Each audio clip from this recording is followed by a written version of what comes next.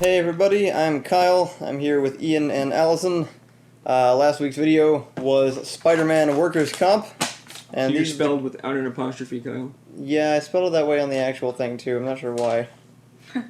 I think actually at that point it becomes a verb, like, we workers comp a thing, which is the opposite of worker. Okay. These are the comments. From Jake Wetterland. That explains all the construction workers hanging off buildings in Spider-Man 2 the game. But seriously, this was extremely well done. Actually, I really love the Spider-Man 2 game engine. Yeah. It was in use for a while. It was also like the Hulk Ultimate Destruction engine. Yeah. It was I think it's all like Prototype. Prototype was like the grand finale of that engine. Oh yeah, I guess it kind of used the same thing. I never played that one. And then after that, it was all kind of like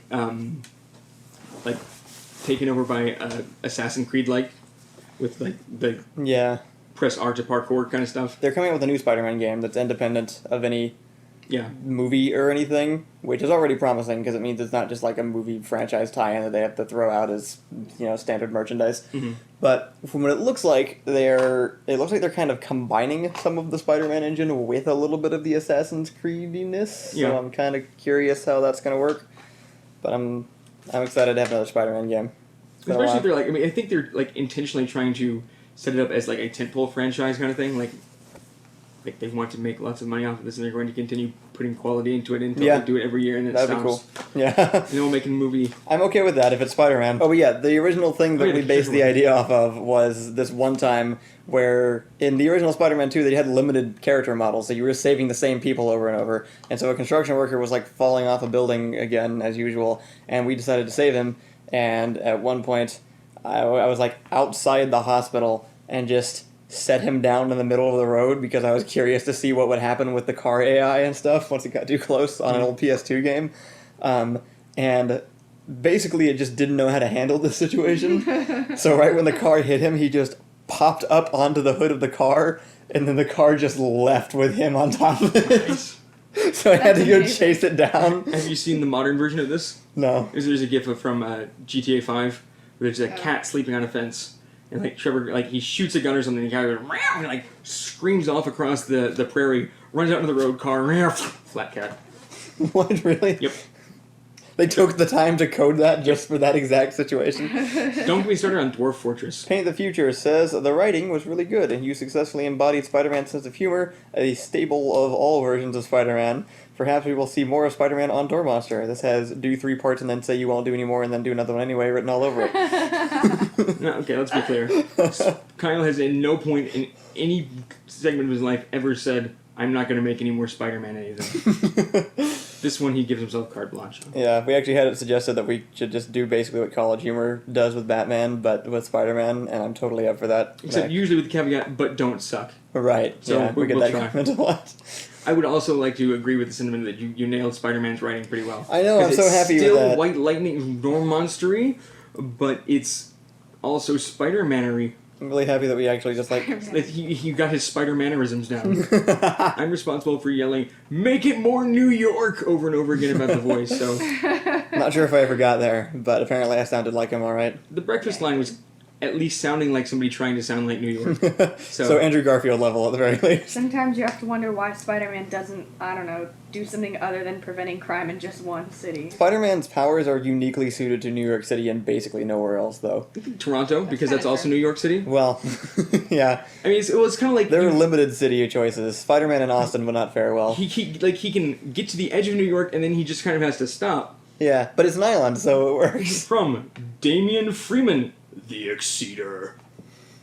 I can't imagine that suit being very comfortable to wear in public. It isn't, because he has to stop every 5 minutes for a new child to take a picture. The second day of Comic-Con, we parked in a lot that set us up to perfectly walk past both of the Alamo and the San Antonio Riverwalk on the way to the convention center and back, which meant we were just right in, like, tourist central all the way, and I was dressed as Spider-Man, so it was a long trip. There was a bit where we were going down the staircase by the Alamo, and one of the river tour boats comes by. The tour guide says, and up here you'll see the world-famous San Antonio Alamo and Spider-Man! And everybody's like, Spider-Man?! From Ninja Echidna, one of the newspaper articles is Daredevil face smush. It was 2 a.m., I was making the newspaper graphic, and I was like, I have to write every word on this newspaper because somebody will read it. Mm-hmm. Surprise, surprise, the first one was L for Light. We almost got to send Charlie Cox that video, but we didn't. We were very, very close to Charlie Cox, actually, and we're considering going through the line and slipping him a piece of paper with the video title in it, but then he left, and the second day it was $80 to do the same thing. Yeah. I did get to shake Foggy Nelson's hand, We did meet Foggy. which is great, because I got to touch Foggy... his body, so...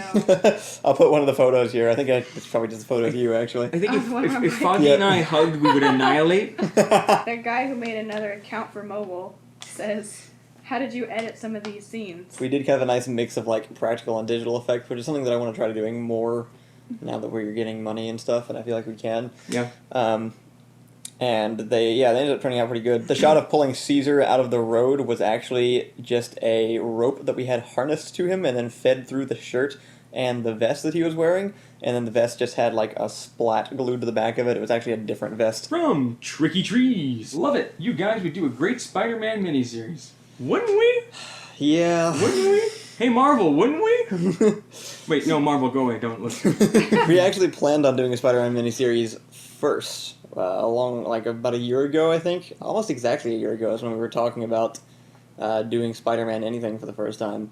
And we really wanted to do a miniseries, and we started writing one, and it was turning out really good. This time it's okay. Really, when we say we here, it's really just Kyle. But I ended up deciding to not do it and instead focus our money and effort on doing something different. Well, at one point, we were saying, you know what we should do? We should do the Spider-Man series first. Right. Because if we get big from something, then we can't do trademark stuff.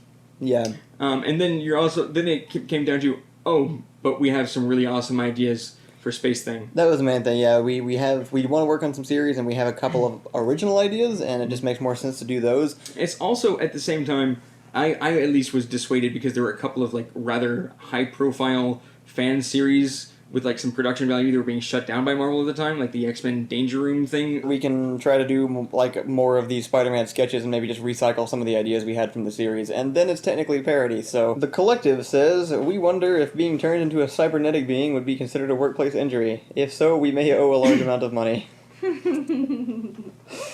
That was your weekly Collective comment. Jennifer Sharp says, it's so exciting because the channel isn't very big. There's an actual chance you comment might make it on there. It's unfortunate because I saw somebody else made the exact same comment. Oh, sorry, other person. Odds were not in your favor. Well, maybe she did it first. Probably. I think it was on a more recent video, but... There was, when we first started community comments, basically if you commented, we would answer it on one of these. I remember the first few times saying, like, guys, really, just ask us stupid things. And y'all have been real good about that, so... Now we're actually getting a lot more comments to the point where it's like I'm having trouble keeping up with them. I'm gonna have to end up like having somebody be a dedicated comment reader or something and responding on the channel. But as far as these go, as long as you like we go through just once a week, pick out ones from the last couple videos. If you leave, like the best chance of getting on here is asking us questions about the video or just basically sparking conversation that we can actually talk about on one of these. I will say, we've recently, become almost an order of magnitude larger. And we're starting to get, we're kind of seeping into, normal YouTube culture a little bit, but we still have a really high proportion of YouTube comments that aren't YouTube comments. Yeah. So, really nice. it happens, and that's okay, because it's YouTube and that's part of it, but, I still really enjoy how much effort goes into saying, nice things. From Nathan Bales 54 minutes ago, highlighted comment! I have come to associate the music at the end of your videos with that feeling right after you just had a good satisfying laugh. Aww. It's called breathing. Yeah, JP's been getting a lot of comments on his music lately, actually. Yeah. And as a result, we are working on getting it up for sale on Amazon, iTunes, and Spotify, actually. We found a way to do that, and so we're putting together an actual album of the music he's made for our channel so far. And once that's up, I'll be sure to let everybody know. Thanks for sticking around for the last year. Hope you enjoyed the Door Monster video, and we'll see you next Friday.